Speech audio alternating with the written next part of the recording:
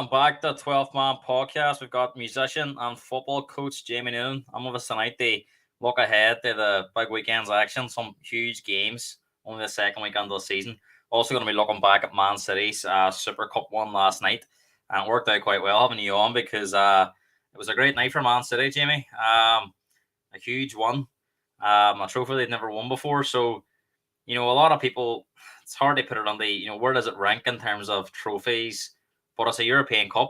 In terms of, I think a lot of people view this a lot more than they would look at the Community Shield, for example. So, how serious was it for you before the game? And are you delighted that Man City have added another European trophy to the cabinet?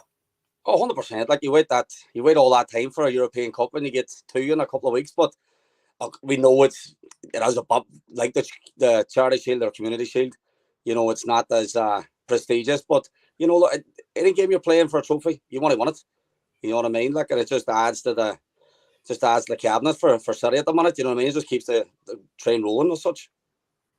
What did you think of the game in general? I mean, as a neutral, I thought it was a brilliant watch. I didn't expect it to be as good. I thought Sevilla would have been very defensive. I know they would did play a counter-attack system, but I didn't think they just camped everybody behind the ball. They carried a threat going forward. It wasn't just kick a ball away and let's defend. They carried a massive threat on the break. They scored that great header from El Naziri, and he had a few more chances. They probably put the game to bed. And then obviously Man City got back into the game, and for the last 20 minutes, really, it was all Man City. That goal gave them the belief to go on and get the second one. And towards the end, you kind of felt if it had went to extra time, City would have scored again. But because it was a 90-minute game early in the season, it just went to penalties. So, what was your thoughts on the game as a whole? It was like you said, it was a good game for the neutral. I think City let it be a game by not let it as such, but they didn't perform well. And City they've looked a bit slow since the start of the season. So, I know they're renowned for a slow start anyway, and come Christmas they get the big run. But at the moment they look a bit stagnant. We let them in too often. They were trying to put high balls into the box and put pressure on the defenders, but it was working. At times we did look shaky. We had to deal with it, and we should have been putting the game teams like that. We need to be getting the ball down and putting the game to bed early doors. Missed a couple of half decent chances from set pieces in the first half, but no, I think it was good for the neutral because City just weren't at their best. I didn't think, so it was good to get it over the line and actually win ugly in a sense. But as you said, as the game went on, we did get more on it, and they kind of looked like at one stage only being one winner. But for me, City they need to really up their levels. Is what I've seen from the Charity Shield. The start of the season here. Do you think Man City have like a rut on their back where they're just expected to win game? It's almost like an added pressure that nobody gives Sevilla a prayer last night. But this is a team that performed very well in Europe. They've won 6 European Europa Leagues or UEFA Cups. Even when they've not been the favourites, if you had a look at the teams in the Europa League last year, you had Man United, you had Arsenal, you had Juventus, you had Barcelona, and Sevilla really struggled in the Spanish league. So do you think a lot of people took Sevilla for granted? And do you think that Man City, especially now they've won the treble, are going to have to contend with that, it's Man City, they're going to win, sort of no predictability? Do you think that's going to be an extra challenge for Man City this season? Of course, all these games now, they're coming to play City and they're treated like it's a free hit, because there's no pressure on them. So all the pressure's on City to do the business. They're expected. They've set such high standards. I do think Seville last night caught City off guard with the fact that they pressed high and whereas in the Premier League, they're getting used to just having to break down a 10-man defence. I think last night, they were kind of expecting that, and we didn't utilise our own gameplay as well as we could have done, but it's something it's what all top teams do. They have to contend with the pressure of going out and winning matches, and it's not easy. Yeah, you spoke about a slow start there. They're not renowned for the Community Shield. They haven't, for how many they've played on them, they don't usually win that. I know. There was that crazy stat that I think in the last 14 Community Shields, only one winners only won the Premier League. So it's obviously not a barrier to success. But I suppose you've seen it before. But does it worry that they've come out very slow? That maybe that they've won the treble, now they've reached the pinnacle, that there might be a wee bit of taking the foot off the gas. Gundogan's moved on. He was an important player. Mahrez has been an important player, moved on. We'll talk about De Bruyne's injury in a few months' time. But Do you think this is just normal for Man City to come out slow, or are you just a wee bit worried that there could be a bit of a dip this year? No, I'm not. I'm not worried, to be honest with you. If you look at last season, was a long season with the World Cup, and then City finished late. There was a small pre-season. You know what I mean? It wasn't so, and then we're straight back on it with and the Community Shield. So I understand that he's going to rotate. You know, I understand that he can't. We're not going to get and they full flight straight away. You know, I think that we're going to have to bide our time a wee bit, use the squad well. Which like we have the squad there to do it. You know, as you touched on a couple of injuries, there's a couple of gone. I expect us to bring a couple in before they close the transfer window. But great to see the likes Palmer. But you know, because he's looked a prospect last year, but you know, getting two bad goals from him in the last couple of weeks. You know, quality players. So it's bringing on boys like that. You know, it's great. It's great to see. He looks a real talent, doesn't he, Palmer? You know, he scored that goal in the Community Shield. He scored that great header last night. It wasn't an easy header. He made it look easy, but it was a very difficult finish. And do you think that's one of the we've seen a lot with Chelsea? We've seen a lot of youth players and been sold for big fees. Do you think that's been a plus point for Man City in the last? You know, a lot of people associate them with spending big money, but over the last 2 or 3 years, they haven't actually gone out and they aren't spending the money Chelsea are. And when they do kind of buy a player, they usually balance it off by selling a player. And we've seen Foden come through, and we've seen now Palmer coming through. We've seen Lavia move to Southampton. We've seen Sancho move to Dortmund, now Man United. The keeper Bazunu. They seem to be producing a lot of young players. Oh, definitely. I think that's it's something that goes sort of unnoticed at Man City because they're clouded with the FFP and they bought the league. That Man City are trying to change that, I think, a wee bit. 100%. These are the things that are going on in the background, and only real football fans are seeing that they're making a lot of money out of the academy, but they're also investing a lot of money into the academy to give these boys the best chance. You know, Jamie, I think there's a real argument that they're the best run club in the country. Maybe other than Brighton, but out of the top clubs, I think there's an argument that they're the best run club. Not just they've got the money, but they're utilising it well. 100%. If you only look at what they've done in the area around there, they built the whole campus there.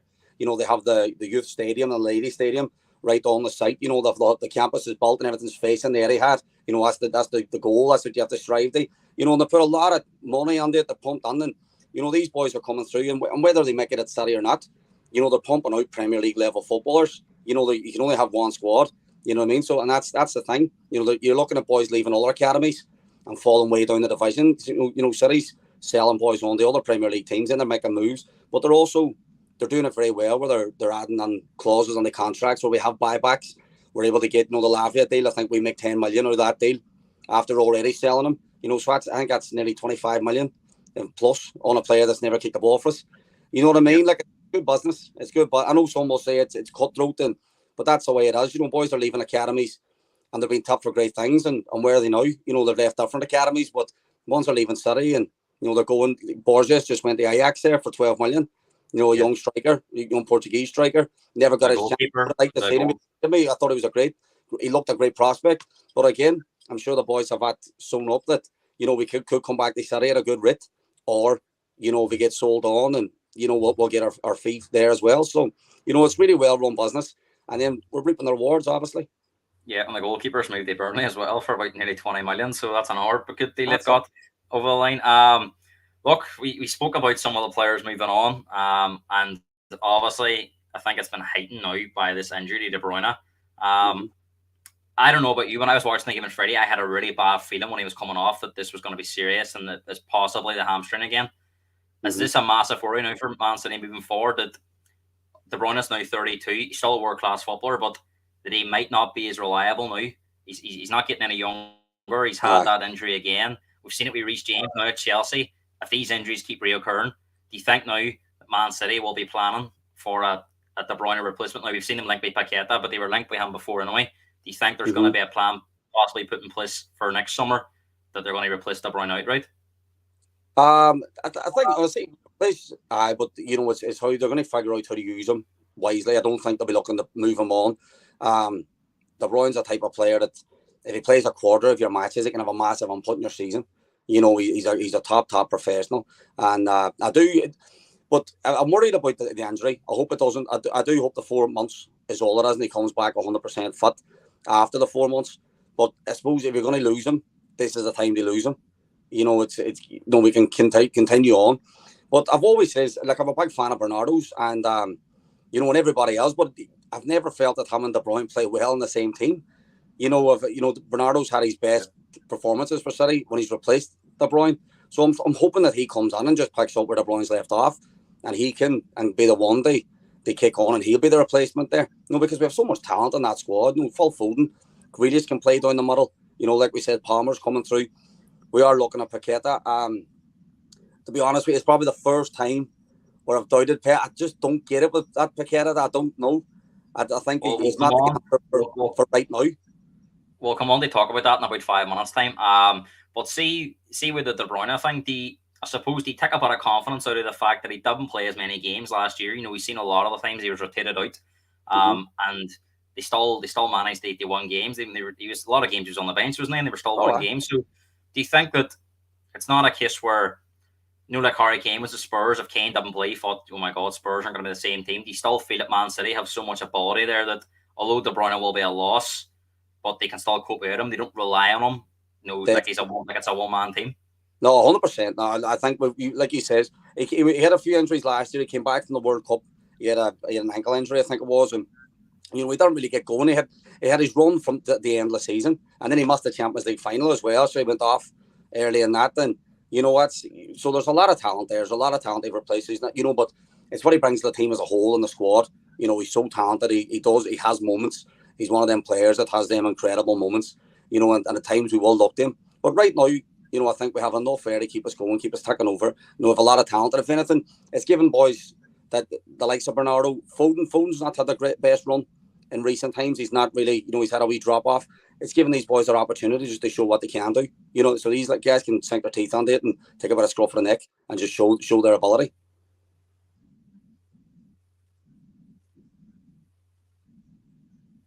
Yeah, we have a comment here. Callum saying that City got sliced open a number of times last night. They look like Liverpool. Does that worry you a wee bit that over the last sort of year, Man City have definitely improved defensively, but that's the first time in a long time I've seen them so vulnerable on the counter attack? Do you think that was just because maybe it was Garvidal's first game? He was playing at left back. Getting used to each other. Maybe that was a reason for it, and as well that maybe that they had that game on Friday. It's not common for teams to be playing 2 games so quickly this early in the season. They've also had the Community Shield. They've actually played a lot of football, so they could be a wee bit leggy. Do you think there was maybe a few reasons why that happened last night? That's not going to be like a long-term thing. I wouldn't read on that too much. Like he says, Guardiola's first game, Aki. Guardiola seemed to play in the left, and Aki played in the centre half position. Our two main, Stones and Diaz, is arguably our 2 first choice centre halves. They weren't on the pitch. Playing with Kovacic in the middle of the park alongside Rodri, that's something that needs worked on. I think they're both great players, but they're both more holding players. So they need to figure out a way of one being the pivot and one sitting, one moving. So there's a lot of moving parts and a lot of new aspects of the team. I wouldn't worry too much that they got it. And to be fair, a lot of their break getting on this was route one. There was a lot of big crosses on the box, and they did have, when you're not winning the game, you're on the edge of your seat when they're putting it in. But realistically, everything was dealt with other than the goal. So they had their moments, but I wouldn't worry too much. I still think we're very strong at the back, and we're only going to get stronger when you bring Diaz and Stones back under the fold. Yeah, we've heard the Man City view. Now, I've seen a lot of fans have got excited. I wouldn't say they're reveling in the De Bruyne injury. He's a class player. Everyone's going to miss him, but all our clubs are looking at this now, thinking, "Oh, Man City without De Bruyne for 4 months, possibly more, depending on if he comes back." Timbers, Arsenal's ACL, he looked a really solid acquisition. He's out for the season. Do you think a lot of these other clubs like United, Chelsea, Liverpool will be looking at these injuries and thinking, "Oh, if they get a couple more, this could be a wide open season"? Or do you still think Man City and Arsenal at the minute, even with them 2 injuries, I still think head and shoulders above? I still think City and Arsenal. I think because both teams, like it's a shame that Timbers now injured straight away. He looked good in the Community Shield, and we know he's a good player anyway. And it was unfortunate for him. So I think they will miss him because he was brought on to start as well, and he's not really. It's going to be hard from the cement a place later on in the season, where the likes of De Bruyne, we know what he can do, so he can come on. But I still think both squads have enough depth in there, and I do think they'll both add. I think Arsenal might add on 1 or 2, probably looking at the bench, maybe looking at depth. I think City will definitely add 1 or 2 before I think Doku is on the cards. They come on, and obviously Paqueta. So I think there's enough, but there's enough there in that City camp and Arsenal camp to keep us going. I'd say that both teams will still be at the top of the league come Christmas time. Like, it's interesting because you were saying about Bernardo Silva. I agree with you when you say about, because I think when De Bruyne is playing and then say it was Gundogan and Rodri, or this season if it would have been De Bruyne, Rodri, and Kovacic, Bernardo Silva's kind of shifted way out to the right hand side, and he's not really the type of player that's going to burst past him for pace. He's got very good feet, but he almost suits playing in the middle. So as you say, and he signed that year extension because he knows, and he definitely knows now he's going to be a regular starter. It could almost maybe unlock even more from him. And I always do think with Man City, even when players are injured, Pep, we sort of spoke about it earlier on, will Man City drop off? I don't think Pep will let them drop off. He's an absolute perfectionist. He kind of reminds me of Ronnie O'Sullivan in a way of, when Ronnie O'Sullivan, it could have a 112 break, frame over, and if he misses one potty, he loses a head. He's already won the frame. It's not like Pep. You've seen times where they're 4-5-0 at Man City. Somebody makes a bad pass and he loses a head, even though the game's won. So there's just no way I see Man City having a massive drop off. I just don't think Pep will allow it to happen. No, Pep will. They'll have them. They have that winners mentality. They've got enough of the proper mentality, players with the right mentality in the squad. I don't think there'll be anybody. There's no big time Charlies on there. They will all be just on to the next one. I think the best bit of business that City have done this year is keeping Kyle Walker and Bernardo signed the extra year on these contract. And I think that's two. They're as good as signings, new signings. They're absolute brilliant players. They've been there, they've done it, and it's just what you need in your squad. Especially as we've seen now with De Bruyne missing. So no, there's enough there. They go through, and I don't think Pep will let them drop off. And I just think, we've seen it. When the mentality goes, Pep's not scared to pull the plug. He'll just have you out. Cancelo is there. Cancelo's not getting a snuff. And he's still back at the club, so they're trying to do a deal to get him out. He's happy enough just to let you go if you're not doing what he wants. And it's a good way to be. So all the boys have to be on board. That's where you get the best out of them. Yeah, you've mentioned him a few times, and we're going to talk about him now, and that is Luis Paqueta. Now, I was speaking to you last week, and you were telling me you didn't really see where the interest was coming from. He's a good player, but would he be Man City's level? And now that De Bruyne is injured, there's a good chance he's going to play a lot of games if he comes in. The fee we're hearing is around 85 million that West Ham want. I do believe that Man City the bud's a wee bit shorter, but you'd imagine that if they've come on, I think it's around 70, 75 they're at. There's a good chance this could be done for 80, 85 million.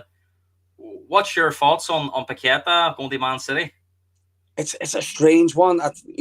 He's obviously very talented. He's a very talented player, but he doesn't fit the mold of what Pep's looking for in his attacking players. And to be brought on at this stage at 25, you're looking at him going, where's he going to play? And yourself. I mean, it's always the second season you get on the Pep's way of playing. Jack Grealish struggled his first year. I mentioned about Cancelo. What a great time at City. He's not well there anymore for whatever happened between him and Pep, but it took him a year to get going. And a lot of these guys, he's so technical that it takes them a season to get up to scratch to what he wants. So I just don't see how Paqueta coming on now is going to fill the void left by Kevin De Bruyne. I just don't see it. Because he's going to be drop fed on the team. I could see it if he was 22. I know he's only 25, but I just don't know. I don't know. He just doesn't fit the mold for me. And but he gets it right more often than that, Pep. So if he comes on, he's wearing blue, I'll support him. But it's a strange one for me. You can always see where a lot of our transfers, you can kind of see it coming a long way off. This one's a surprise for me. Yeah, Callum said he doesn't think he's worth 85 million, but everyone's overpriced in the Pep. He rarely gets anything wrong, so we'll find a place for him. But it's a good point, Callum. We were on here last month, Jamie, and it was kind of a bit of a mad market. But it's got even crazier in the last month. We've seen British record fees for players. Casita was bought 18 months ago, 2 years ago, for 4 million, getting sold for 115 million. Lavia, who left Man City last year, is going to Chelsea for 58 million. We've seen Saudi clubs are 50 million for Mitrovic now. Is nearly done. Neymar's away for big money to Saudi Arabia. Do you think that's just it's a seller's dream market and a nightmare buyer's market in terms of you can get real good money for players maybe not worth it, but then having to buy if you're out there now, Man City, I wouldn't say they're desperate. We'll talk about Liverpool a wee bit as well. They seem to be a wee bit desperate now, but the fact that De Bruyne's injury factored in there before even West Ham, they were looking at Paqueta, but now he's been injured. That probably gives West Ham a wee bit more bargaining power that they'll probably get the price they wanted now. Do you think this is just could you see it being this way? this summer I thought it would be buzzy, but not as mad as this, where we're Mm. seeing crazy fees for players that have very little experience and they're only young, going for Mm. ridiculous amounts of money. Oh, it's madness. It's crazy, and it has to fall off somewhere. It has. I don't see, like he says, much of it's a championship striker. You know what I mean? He's done well, and he's a big work. He's not a £50 million striker, but it's who's worth what. You know what I mean? Like I think we spoke last week when we said, or last month, and I said about Harry Kane coming to City.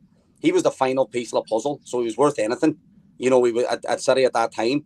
So whatever they paid, Paqueta's coming on to be a squad player, and I just don't see how 85 million for a squad player is justified. And I would be surprised if City completed that deal, to be honest with you, because they've never been a team that's held a ransom. We've seen it before. We've let players go, or just we've walked away from the negotiating table. They're not prepared to pay over the odds. I think 75 that's on the table at the moment is over the odds. There's talk Cole Palmer being part of that deal. I would hate to see that, to be honest with you. I think he's done enough. And he's already on side with the Pep way of playing football that we could use him, and we've been a step ahead of Paqueta, especially this season. So if he comes on, I'm sure he'll do well. But for me, I just think 85 million for a player, for a squad player, it's not where we need to put our money on at this moment in time. It's funny, right? Because you hear a lot of fans, especially Liverpool fans at the moment, right? They're saying about they were frustrated with the Lavia deal. They're saying pay the money, pay what these teams want, right? But I think what you're saying is right, that it has to be a cut-off point somewhere, because who's paying for this? It's the fans paying for it. Ticket prices are going up. The broadcast packages, Sky goes up every year, BT's going up every year, Amazon. They're spreading these out. If you do it legally and pay for all the packages legally, you go to games, travel, everything. It's the fans that are paying for it. So, and people are saying footballers are making this and that, but the problem being is that this money is being generated because they have to do it. They have to, for clubs to pay people's wages and pay the money of these transfer fees, they have to put their prices up there and they be able to compete. So, where does this stop? Because it just seems that it's rising now. Like I've been on a lot of podcasts, and I'm going this year, and I've spoken to different Spurs fans, and they've even said to me they can't afford to go to as many games anymore, and they live in London. So you think about fans over here in Ireland trying to get to a game, or fans around the world trying to get to a game. It's nearly going to be impossible to go to multiple fixtures. You might have to pick one game in the year where you go to, because that's all you can afford. It's crazy. It's crazy, and it will stop somewhere. It has to stop somewhere. I think the Saudis have inflated business a lot this year. They're throwing money about, and you know what? They're giving boys, for every bad mark about the Saudis. They're giving, there's positives to be taken. They're giving big players just that swan song. That time, their time in the sun, they get their big pay packet and raise the profile of the football league out there. So I do get it. But then when you're throwing 30 million at Jota from Celtic, and again, I don't blame him going, because I don't see him as a top 4 Premier League level footballer. So it's kind of stay at Celtic, which is kind of his level, or go out there and make a fortune. I don't blame him, but I do think it has to be cut off somewhere, because I think the money's gone mad this season. And like I said, it is, that you can put value on a player, but you can also put a value on that player to you. Like I said, Harry Kane, to a lot of teams, would have been the difference of winning the league or not. So that you can put the fact of that on. I don't look at Paqueta and think he's the difference in City winning the league or not this year. And I think a lot of the big name signings, I don't think Declan Rice was the difference for Arsenal this year. I do think he's a great asset, but I think you need game changers at that kind of money, and I just think solid, like 105 and 115 for 2 holding midfielders. I know what you're kind of saying. You're kind of, Kane in this market's kind of a snub, because you look at players like Ronaldo, Gareth Bale, Suarez, Ronaldo again went to Juventus. All these players went for big money, but it was not justified in a way, but you could understand it. Like the Harry, I would classify Kane as a world-class footballer. You wouldn't classify Paqueta as a world-class footballer, or Casido's got great potential, but he's not a world-class footballer yet, and he's going for a British record fee. So it just seems to be now at the moment that the going rate for a player, any player at the moment, is 60, 70 million. It's crazy. Oh, it's mad. It's mad. And like you said, and these names you're talking about, these boys are all going to be the faces of the club. You know what I mean? But holding midfielders, they're never the face of the club. They're great players, and it's not they're fantastic footballers. But yourself, you only have room for one big name. One Ronaldo, one Harry Kane, one Haaland. You know what I mean? It's City, so it's kind of like you look at these and it's just like you said, they're going right. Everything's starting at 60 million. It's crazy. Like I'm just kind of there's no justification in it. But then on the other side, there's boys just getting discarded. There has to be better value out there. There has to be better scouting systems. If you look at what Brighton's doing, well, they're unearthing these fellas out on the other side of the world. You know what I mean? They're bringing them over for little money, getting them onto the side, training them Well, up, I giving think them money. Brighton's laughing. Brighton's laughing all the way to the bank. I think Chelsea paid them over 200 million in the last 12 months. So that's kind of where Brighton are at. Brighton, as you said, are putting the work on. And I think, but the problem with some of these bigger clubs is they've got so much money. It doesn't matter. They can just spend it. Look at Todd Bowley spent $1 billion in 18 months. Do you think that's sustainable, Chelsea? With what's happening now? We're hearing that they're going to have to qualify for the Champions League this year, but it's not so much the FFP thing as that kind of is there going to be a cash flow problem there eventually, because it just seems like reckless spending. It's crazy because I don't look at Chelsea and who they bought and think they're that much closer to winning the league, than they would have been last season, having Havertz and Mount on that squad. I'm looking at them going, where have you improved? Like in Cuckoo, that deal was already done, and he looked lively in pre-season. Though he's injured, apparently he's out for 5-6 months as well. So I'm looking at that and going, you've spent $1 billion, and I just don't look at Chelsea and think, but you're going to really do the business this year. I just don't see it. I still think they've got a mishmash of good players, which they had last year, but they've got a £1 billion less in their bank. So I don't get what their end game is here, or what their plan is, or how they're going about it. They just seem to be linked with everybody, buying every midfielder going on the market.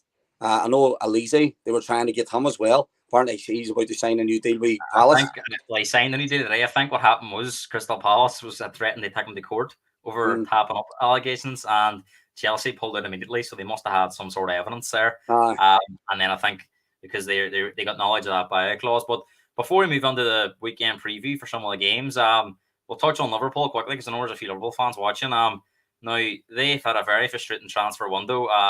They've agreed deals for Lavia, Caicedo. They've been blown out of the water in terms of what Chelsea have offered these lads in wages. They've been kind of used and abused in a way. They drive up fees for players.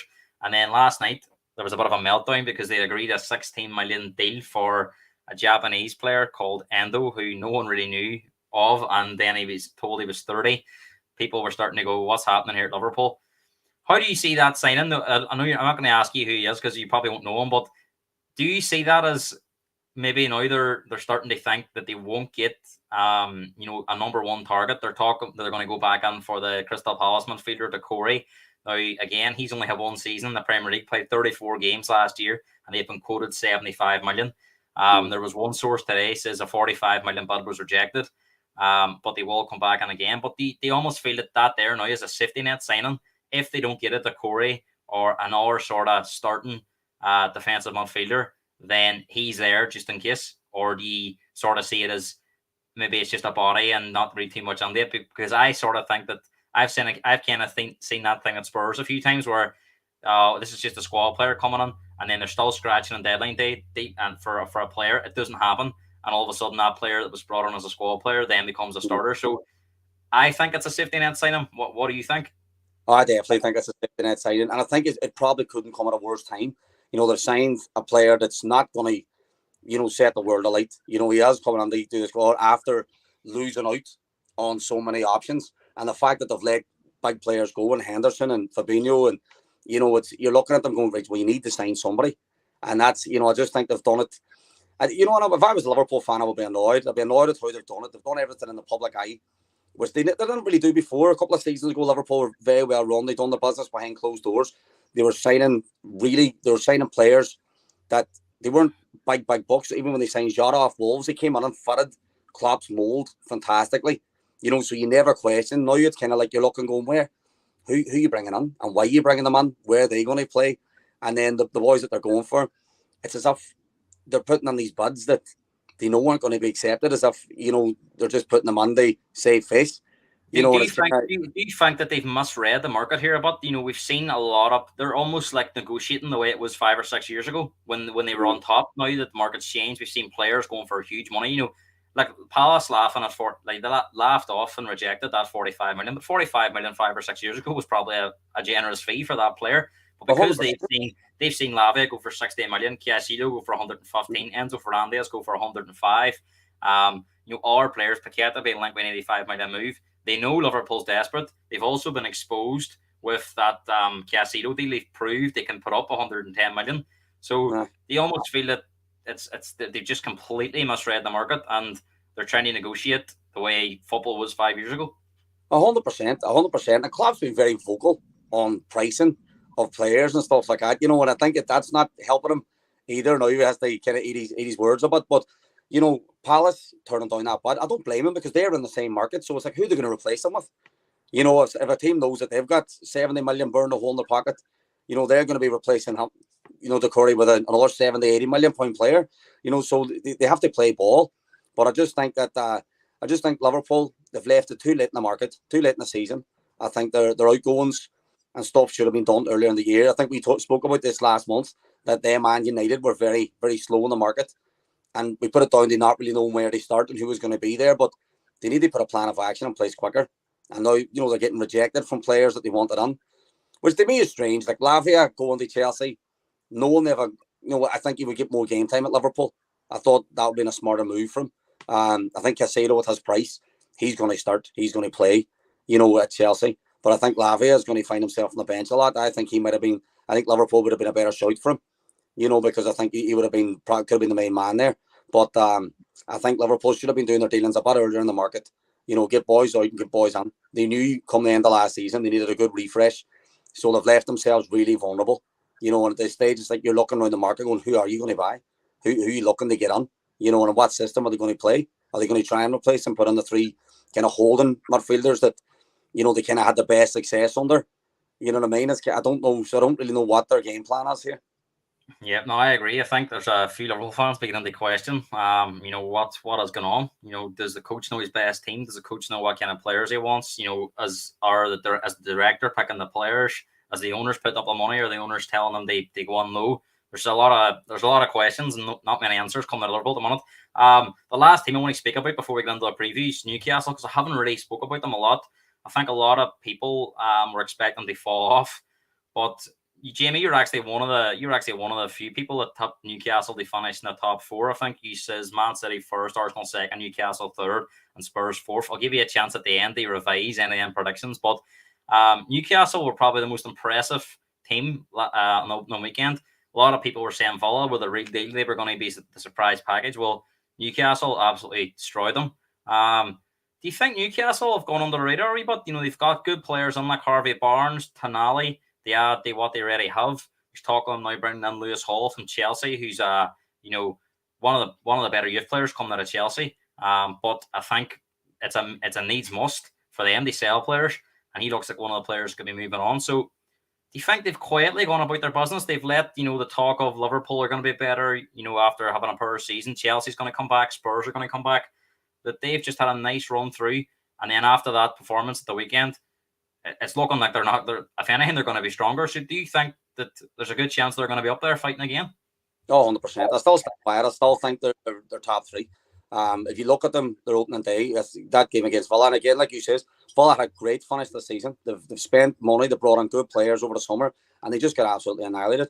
And the thing that impressed me most is that the Newcastle were so on top, so dominant. They were winning comfortably. And then they brought on Barnes and Callum Wilson, and then they both scored in the last 10 minutes. And it's just showing they've got depth there. It's something that they didn't have. I think Eddie Howe is a great manager. I rated him from his time at Bournemouth. I think the only mistake he made, he stayed too long. I think when you're at a team like that, you're going to plateau. You're going to get to a certain point, and that's your ceiling. And I think he should have been moved on before that. But a great coach. He's getting the best out of them players. He's turning average players into very good players. He's buying fantastically well, in my opinion. Reminds me of how City went about it when we first, we started taking them steps. They be in a top side. We didn't just go straight out and buy put stupid money on it. I think the Robinho deal that was under Sinawatra whenever, and that to be fair though, that kind of turned people's heads, so it got people listening.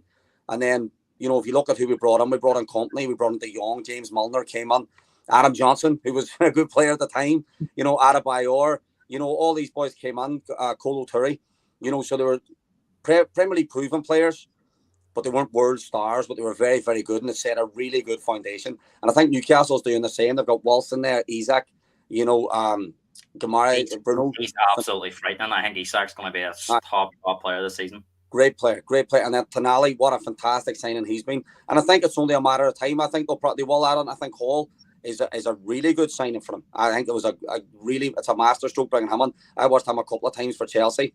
He played against City a few times in the 2 cup competitions last year, and he was really, really impressive. Like Rico Lewis, who's done great at City, got a lot of praise. Hall terrorised him in one of the games in one of the cup games, and he really, really impressed me. And again, I think it's just a really shrewd bit of business from Newcastle, and I think they're going about it all the right way, setting a good foundation. And it's only a matter of time before they're fishing on the pond with the big boys, but they're not. But they're putting something in place first of all. So when these boys come on, they're able to do the business. I agree with you. They've identified what they want. You look at all their signings; they're young. Some of them are homegrown, Premier League experience. You look at Anthony Gordon, Harvey Barnes. Then they went to Europe and got Isak, got Tonali. So there's definitely a plan there. And I do think it's a classic case of they're backing Eddie Howe. Any player he wants, they're going. He's not looking for a prima donna or an established player. He's looking at somebody that can be brilliant now.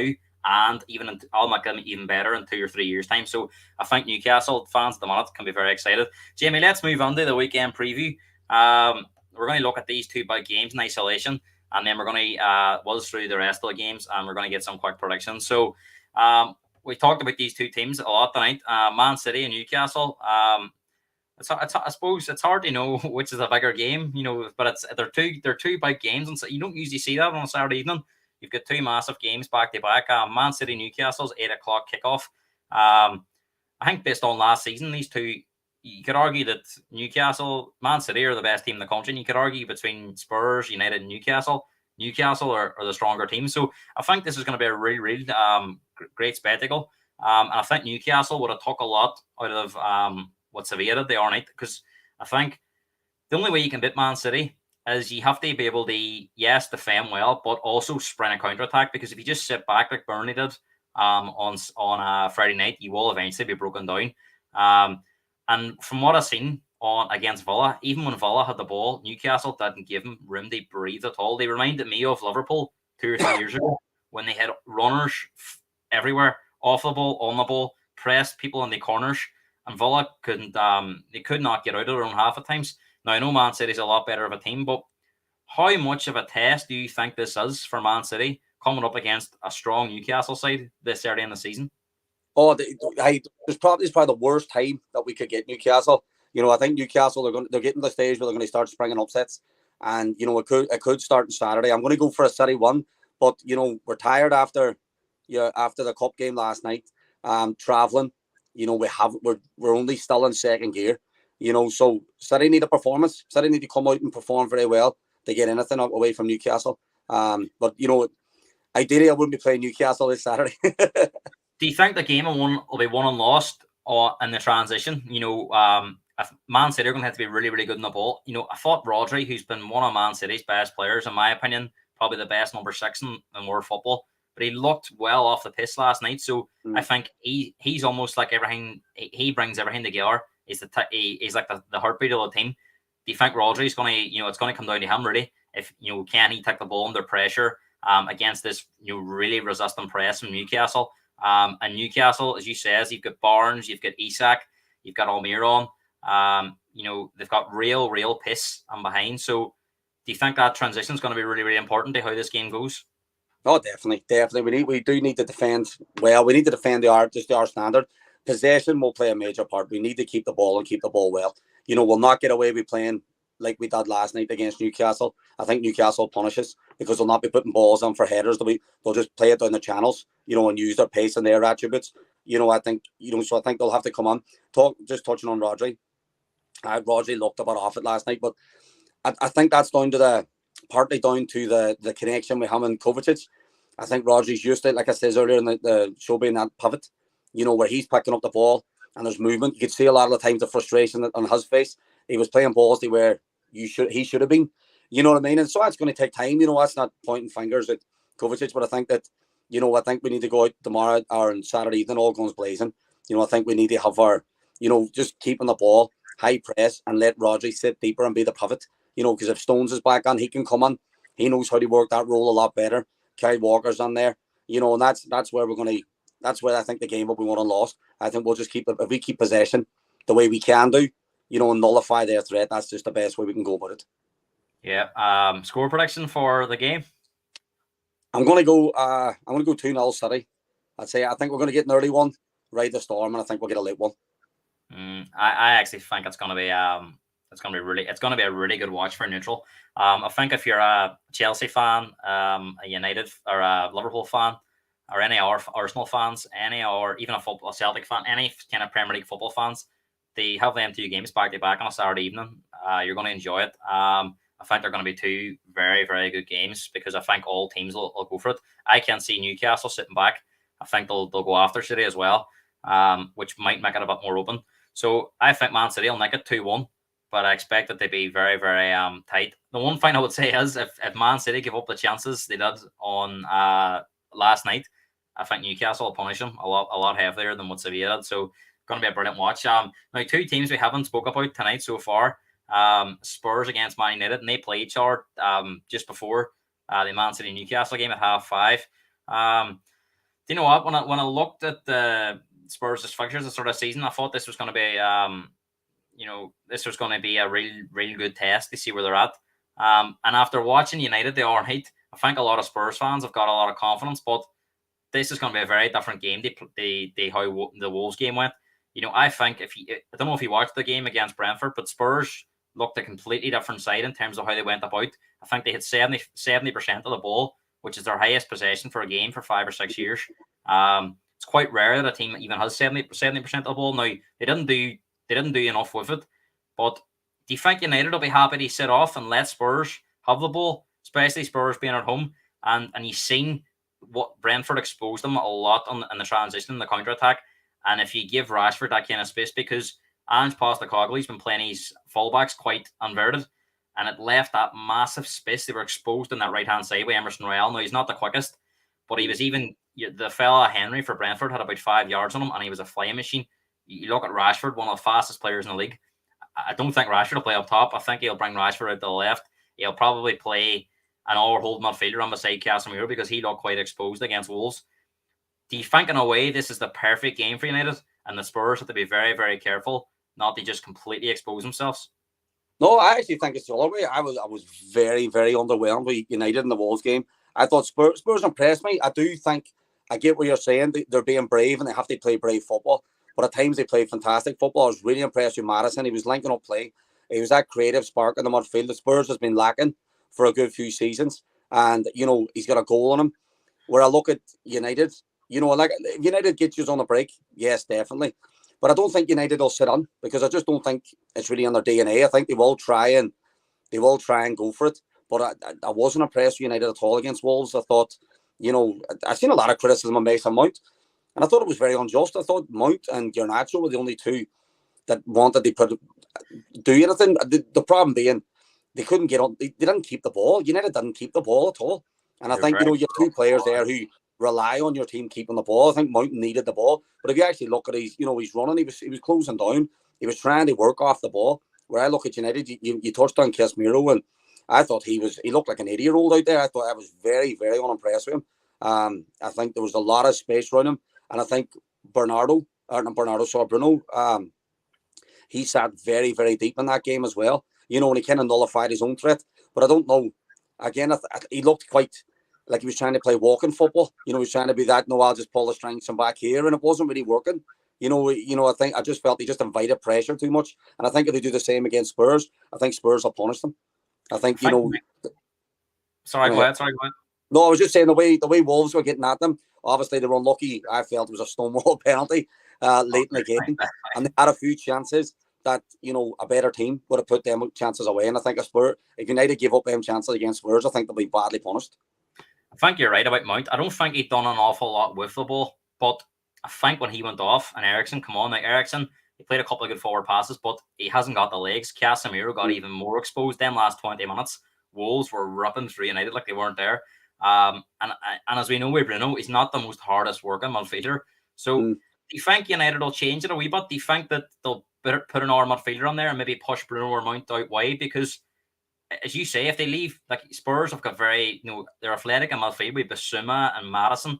If it's a 2v1 on there against Casemiro, what chances he got? And as you said, for as good as Casemiro was last year, we've seen it with Liverpool with Fabinho. Sometimes an hour season on can make a world of difference. And do you think that's a massive concern for United, that if Casemiro is going to be like that this season, they're probably going to send an hour hold midfielder?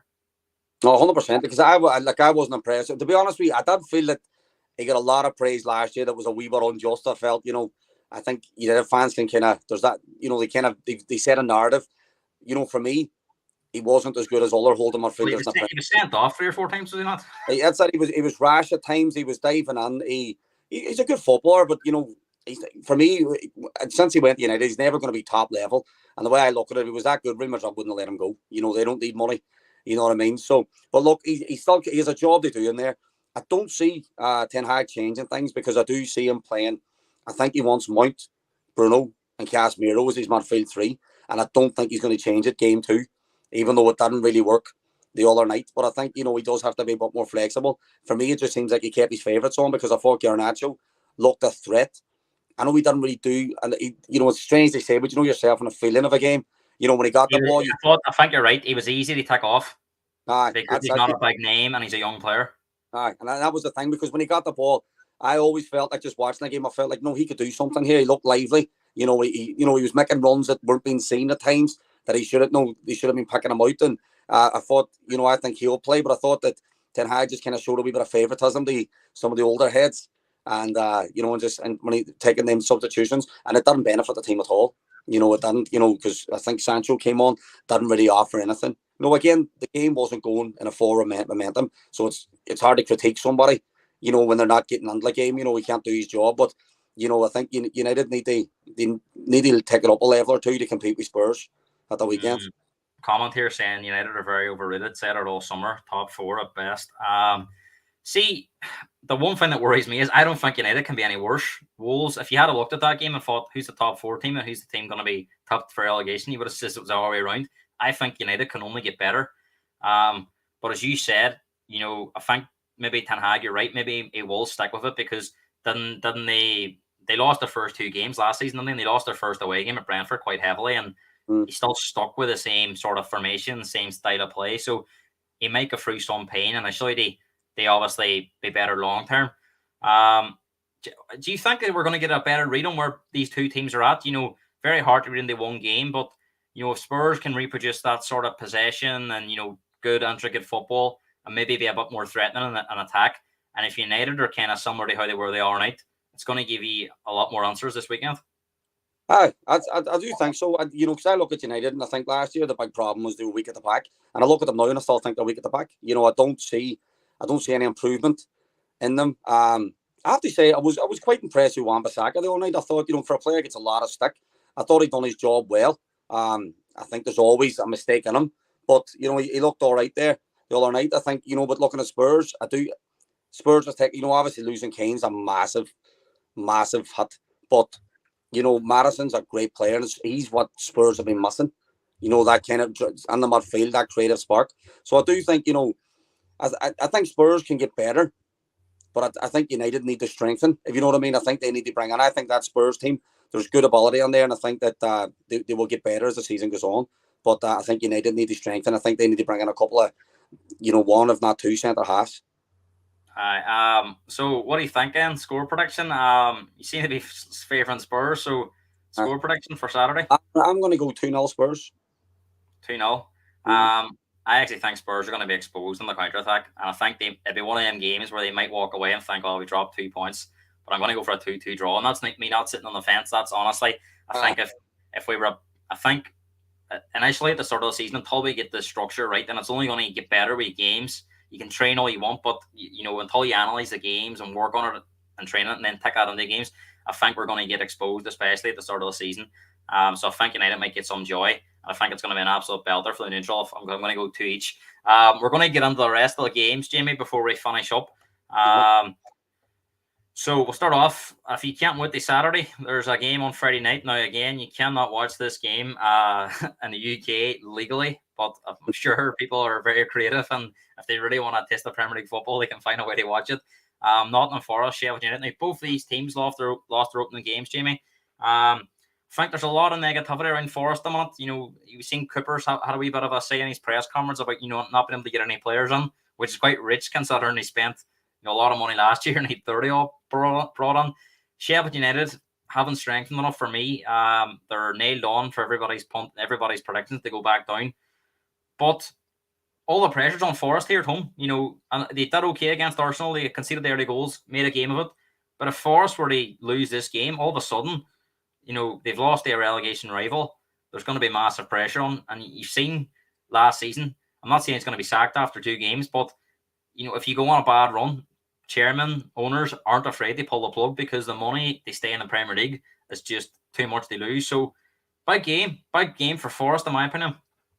100% big game. Again, like the same as you said there, I think that they're two of my favourites to get down. But, I know Forest are, because they were on the Premier League and Sheffield United just come up, so they're technically under the pressure. But Sheffield United and the board and the manager knows that these are the type of games, if they're going to stay in the Premier League, that they need to be winning. So there is pressure on Sheffield United as well. I know it's early in the season, but these games matter. This will come back to bite you. They're not playing a United or an Arsenal or a Spurs or a City, whether it's a free hit. I think these are games straight away. They need to get points on the board. And, you need to be looking at your Forests. They do the business there. But I think, I'll go new. I'll sit in the fence about that. I see it's being a board draw, to be honest with you. I think they're lacking firepower. So you think it's going to be a 0-0 draw? That's what I think. I think it's, you won't be tuning in to watch the game tomorrow night then. It's illegal anyway. I wouldn't. That's right. You wouldn't be anything illegal. I actually think Forest will nick this as well. I think it'll be a tight, as you said. Probably not a great game, but I think Forest will win it 1-0. Moving on to Saturday, 3 o'clock. Fulham, Brentford, London derby. Fulham didn't really impress me against Everton. Thought they were very, very fortunate they won that game. And I think Fulham could possibly suffer from how well he did last year. There's all this uncertainty now with Mitrovic looking like he's moving on. And I know what you said about Mitrovic maybe not being a £50 million player, but I think they Fulham he is because you need a goal scorer. And I don't really see any other goal scorers in that Fulham squad. So if they were to lose him, all of a sudden I think Fulham are, I wouldn't say they're relegation, but if they don't strengthen, it could easily be pulled under that battle at the bottom. So it'd be interesting there. Brentford, everyone's saying they might struggle with Evan Toney, but I think Brentford's quite a well-rounded team, as you've seen against Spurs. Their home form is very, very strong. And I don't think there's been a team that's provided more skills than Brentford since they come up. They've done well against Man City, Liverpool, Spurs. They've got results against them bigger teams as well. So how do you see this game going? What's your sort of opinion on how these two teams might do this season? I think they're very up in the air. I think Fulham, it's hard to, you couldn't write them off just yet, because I thought at times last year they played very, very well, and they're a tough team to break down. Brentford, again, they've always impressed me since they've come up. They do everything right. They defend well, they play the good, nice football. I do think there will be games, where you'll be looking, they're going to miss Toney. Toney's a big player. Tony's good enough to play at any level in the Premier League, in my opinion. I think this ban hasn't done him any favours in getting the move. But, I think that, they will miss him at some point. It might be on Saturday, because he's a difference maker. But I think at this moment in time, I still think Brentford will just have a wee bit too much for Fulham. Can you see any team gambling on Ivan Toney? Oh, definitely. I'm surprised. The Spurs would have been one that I could have seen him going. I think he's what Spurs need. He can play everything. He does everything well, but he leads the line. He hangs on the last man. And playing with somebody like Madison and behind him, they feed him. I think where Akeem would have been dropping onto them kind of same positions as Madison, I think Toney will hang on the last man. And I think he'd be a great signing for Spurs. But I tell you what, I'd take him at City. I think he's a very, very good player. He's not some, he'd be up there. It'd be hard to say he'll play every match, but he would he's someone that have in the squad. I know, he'd always get you goals, and he runs the line very well. I agree. I think if he was available now, Spurs would have bought him because he's an upgrade on Richarlison for me. And he said he scored 20 league goals last year, which isn't easy to do, especially when you're playing for a team that's not really renowned for being a top. And he almost got them into Europe with his goals. So definitely one to watch in the January transfer window. Score prediction here, Jamie? I'll go. I'm going to go 2-1 Brentford. I'm going to go 1-1 draw. I think it'll be quite tight. Liverpool, Bournemouth. Now, I tell you what, a lot of Liverpool fans, when the fixtures come out, probably looked at this and thought banker 3 points. Mm. They started well against Chelsea, and then the old frailties come back where they were completely found out defensively. And very lucky in the end, they probably get a point. Bournemouth, they made that decision to change Gary O'Neill around, got a lot of stick for it, but suppose they think if they can get an upgrade in a manager, they're going to go for it. They're looking to change their style of play, which might be dangerous because if they open up, have they got the quality? They beat teams. I think personally, Gary O'Neill kept them in the league last year with the right tactics. I think if he had opened up and says you have a shot, we have a shot, they would have got relegated based on the quality. Jamie, how big of a game is this for Liverpool? If they were to drop points here, they're away to Newcastle next week. All this negativity around the transfer market, it could spill over with the fans a wee bit. We're talking about protests. So I think Liverpool really need to put on a performance here and won this quite well. Oh, I agree. Like obviously, the grand scheme of things, if Liverpool didn't win, it's a drop in the ocean. I do get that, but like you said, there's a lot of negativity around the team. They're trying to buy a couple of failed attempts at transfers in the last week or so, and I just think they need a good performance. Obviously, dropping points to Chelsea, that draw, like you said, they hung on there towards the end. Obviously, Salah was not one but happy going off. So it's just the mood in the camp and how if they're going to mount a challenge, they need to get their ducks in a row. And I think a good one at Bournemouth, which I do think I still think is there going to be any shocks at Anfield on Saturday? No. So I think Liverpool. I'll go Liverpool 3-0. That's what I think. I agree with you. I think Liverpool will come roaring back 3-0. And the final 3:00 games, Wolves, Brighton. Now Brighton put on a really good display albeit against Luton, whose game against Burnley this weekend's been postponed due to the ground not being ready. Wolves, were very unlucky to leave Old Trafford. I think if they had a left way draw, they still probably would have felt hard done by. But especially with that VAR decision, which we spoke about on Tuesday night's podcast, they were robbed completely. But do you think this is the games where Wolves are going to struggle? Where I know Brighton's a good side, but a bit more expectation at home. United kind of opened up against them where it was easier to get them on the counter attack. Where Wolves play the teams around them, it's going to be a bit more difficult to break them down, and they don't really have a goal scorer. So, do you think it's going to be a long season for Wolves still? I do think it'll be a long season because I don't look at that Wolves team. I think they've got a lot of quality in there. A lot of hard workers, and I think O'Neill will do a good job taking over. I think he will get them kind of shutting up shop a bit more. I think they're a wee bit too open last year. You think a good season for Wolves is staying up basically this year? I know they've been higher up the table before, but do you think this year, if they got offered now, they were in the league next year, it would be a good season? I think they steady the ship. I think it's a must that they stay up, and that's all they should be aiming for this season.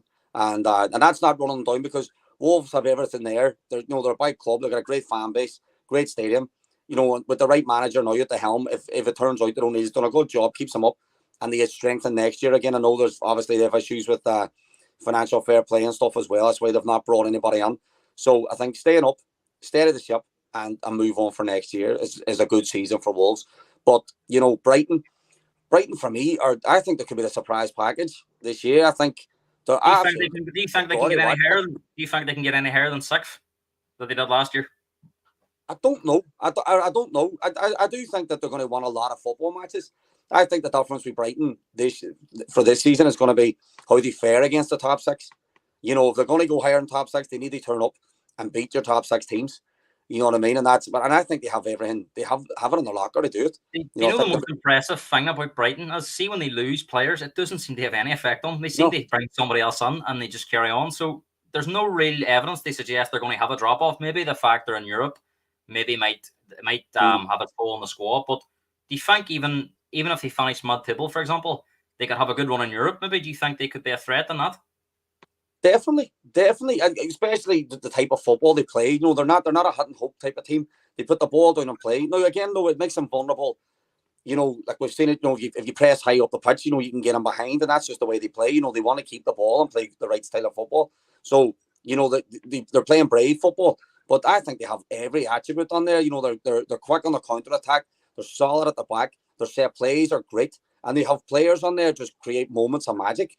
They really are good to watch. And you're looking at, Chelsea signed the keeper there from Sanchez. He wasn't even starting. He was You know what I mean? That was kind of you're looking at these boys and going, it's just a conveyor belt of talent. You know what I mean? But if you look at what they have now, which he didn't have maybe under Potter, which I've seen, and they play great football under Potter as well, is they got a couple of strikers who can put the ball in the net. Welbeck's fit. You've got João Pedro that they've signed off Watford. I think he's a good young striker. And then young Evan Ferguson, Irish centre forward, looks an absolute monster. You know what I mean? So they hold on to him for another season or two. I think it would suit him better to stay there and play football. But, you look at them boys, there's goals in that team now, which they didn't have before. And I think, they'll be a team to reckon with. They could be a surprise package this year. Yeah. Score prediction for Saturday? I'm going to go 3-1 Brighton. I'm going to go 2-0 Brighton as well. I think Brighton will be strong. Spurs United, we've said. I've went 2-2. Jamie's went 2-0 Spurs. Man City Newcastle, I've says 2-1 Man City. You've says 2-0. Moving on to Sunday, Aston Villa take on Everton. Villa were humbled last week. I think that was a reality check for them, really. People were comparing them to Newcastle. And, we've seen this before with teams. Any team can finish a season strong. New manager bounce. It was a lot more than a bounce. They did do well, but it's a different now. Starting from scratch. There's pressure on Villa too because a lot of people are tipping them for top 6 or top 7. And obviously Everton, we know their fans are probably fearing the worst. Big home game. They start the season against Fulham, who have had a wee bit of a dodgy summer with all the talk around their players. And Fulham turned them over at home, albeit quite fortunately, but. Everton still have that same problem. They can't score goals, Jimmy. So do you envisage it's going to be a long season again for Everton? I think Everton's going to struggle. I think Everton, I don't see anybody, this confidence really drops at, under Sean Dyche. I think they're going to be a solid enough team. I don't think anybody's going to beat them 6 and 7s, but I don't think they're going to score enough goals to pick up the points. You know what I mean? I tell you, man, it would be worth a punt if they could get him, if they have a bit of money there. I'd bring Lukaku back, played his best football at Everton. He needs a home. He says he doesn't want to go to Saudi. I think the problem with he's in £325,000 a week. I think Everton have to rob a bank to pay him because they're absolutely scammed at the minute. Aston Villa, do you think they'll bounce back after that defeat last week? And where do you see them being this season? I still see them being top half. You know what I mean? That's kind of, I don't, to be honest with you, I don't look at Villa and think they're much stronger than Brighton. If anything, they don't have it. They're not playing as good a football. I think they've spent a lot of money. They've brought on players. Tielemans come on, but I felt Tielemans went missing a lot last year. I don't know if his head was turned in the move, and sometimes you get to play as hard. They play in a sinking ship. I get it, but I'm looking at the boys that brought on and think they keep buying very similar players. They brought Diaby, who's they brought on. They're kind of overloaded in midfield, aren't they? They've got a lot of midfielders. And that's the thing. You're kind of like you've not strengthened anyway. You just get more numbers. So if anything, you might have bought yourself a problem. I think Fulham might have more success in that Conference League because Emery's got quite a good reputation in Europe. The Conference League isn't as strong as the Europa League. I think Villa fans would take top half finish and have a really good go at that Europa Conference League because you'd argue they've got more talent than West Ham, who won it last year. So do you think that's where Villa might have more success? They might do. You find that a lot of teams, and from the Premier League, they go out and they have better success in Europe. Because they're, it's that kind of pool of clubs. They're not top. They're not the top tier. So I think they'll do all right there, and I think they'll do all right in the Premier League. I just think hopefully for Villa's sake that Saturday was it was a blip. They had a bad injury to Mings, and the new signing came on and he had a stinker. But it was his. What I mean, so. Hopefully, they'll tighten things up at the back and they'll get their systems right. But I don't know. I think this really is a game that Everton should try and capitalise on.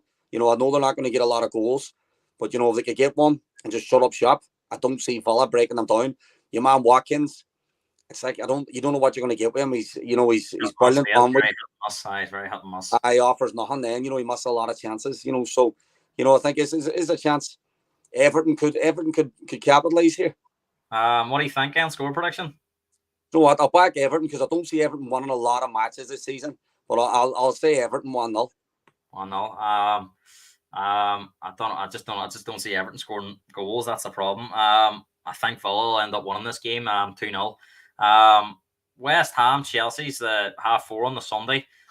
Now, West Ham have had a bit of a turbulent summer. They've seen Rice go. They've been trying to get players in. They eventually got Alvarez in. They've got Ward-Prowse in. But they haven't had a lot of preseason. They've had no preseason with them with the squad.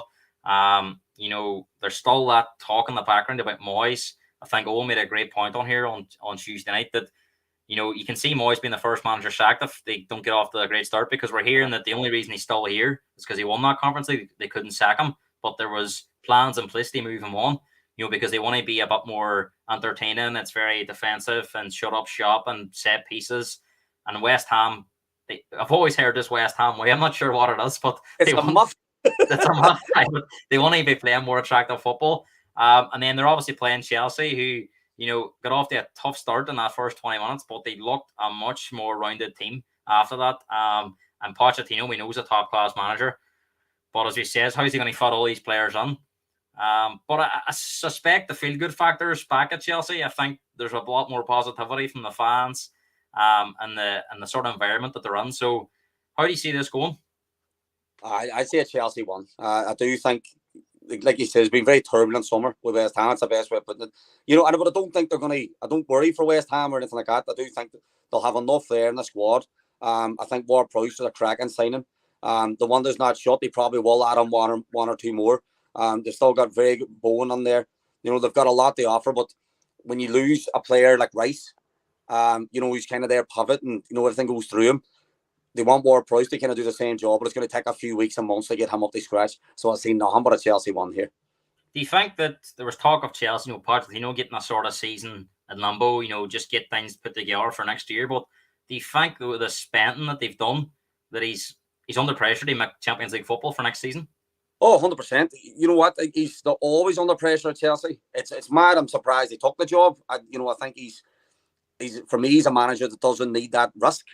They leave a club now under a cloud if it doesn't work at Chelsea, because there's so much upheaval there. But, if anyone's going to take him to that next stage, it will be Poch. He's a proven top manager. He handles egos well. He was happy enough to let a lot go out the door, and he's happy enough to bring a lot on, where a lot of coaches wouldn't have the balls to do that. They kind of just want a settled house to start with. So he's, it's still, but I still think there's still a work in progress at Chelsea. There's a lot of moving parts. I don't think they're near the real deal, but I think I do think you'd be under big pressure to get top four. I don't know if they're top four pedigree right at this moment in time, though. Yeah, and score prediction for Sunday? I do think Chelsea will win this. I'll go 3-1 Chelsea. 3-1. I'm going to go 2-0 Chelsea. I think, like you said, it'll be comfortable. And the final game of the weekend, Monday Night Football, Crystal Palace, Arsenal. Crystal Palace's first home game under the lights. It'll be a brilliant atmosphere, especially with that news of Elise signing a new contract. Palace fans are buzzing that he's going to be staying on, a huge talent. Arsenal started well against Forest, but I think Arteta's been quite critical when this has happened. We've seen them go up 2-0 in games and we've dropped points, or they've not kicked on. And, Forest were really pushing at the end for an equaliser from a game they weren't really in until the last 10 minutes. I think, again, there's questions about that Arsenal mentality. You don't see Man City, when they're 2 up, taking their foot off, I guess. If they take their foot, it's a controlled. They keep the ball and they don't let the other team have a kick, and they retain that sort of threat. Whereas Arsenal get comfortable and then they make mistakes and stuff. And I think that does come from the lack of winning mentality that them young players have. But this is going to be a test for them, I think. Palace away is never an easy game for anybody. You've seen that, Jamie, before over the years. I think it was last year, wasn't it? Palace were an awful form, and I think an Erling Haaland penalty got City out of jail. It's a tight pitch. Atmosphere is always, Palace fans are always up for it. So how do you see this game going? No, I agree. Palace is hard to go to. It's a narrow pitch and it stops teams playing top level football. But I still think Arsenal will be too strong. I think Arsenal, actually, to be fair, I think at times last season they just didn't know when they were beat. When you've seen that winner's mentality on them. The difference with Arsenal this season from last season, there was a bit of pressure on them. They've set their benchmark. And clubs are looking at them thinking, so they know that they need to go out and get points here. But I think Arsenal will be too strong for Palace. I think, Arsenal strengthened well. They've got a good side on there. Obviously Timber being out now for a while is a shame for them, but they weren't too shaky at the back anyway. So I'd see nothing but an Arsenal one here. I'll go 2-0 Arsenal. I'm going to be controversial. I think they might come unstuck here. I think it's going to be a 1-1 draw. I think just that Palace night factor, it'll make a difference. And Arsenal did look a wee bit shaky at the back against Forest, and I think Palace might take advantage of it. So I'm going to go for a 1-1 draw. Jamie, I'm going to give you an opportunity to revise your top four predictions before the season kind of kicks off. He says to me, Man City first, Arsenal second, Newcastle third, and Spurs fourth. Are you sticking with that, or do I'll you stick think? with that.